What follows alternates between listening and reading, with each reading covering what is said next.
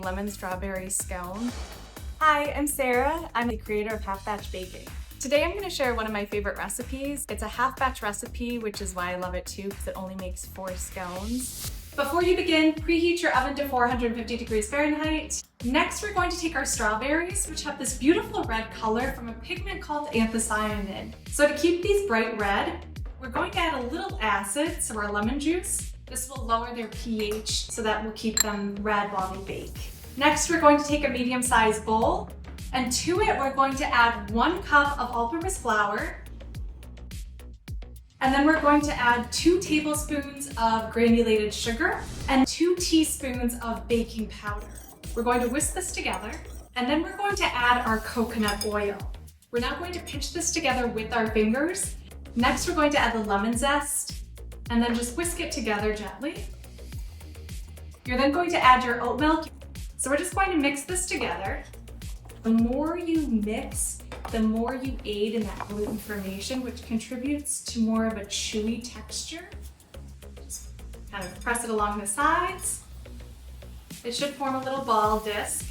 Now lightly flour a clean surface, and we're going to knead the dough. The reason that we knead is to stretch those gluten strands so the dough becomes elastic. The dough feels pretty stiff, so we are going to stop kneading and form it into a little ball. So now this is my trick for adding the strawberries. Take your dough, and we're going to flatten it into a rectangle or large square shape. So now take your strawberries.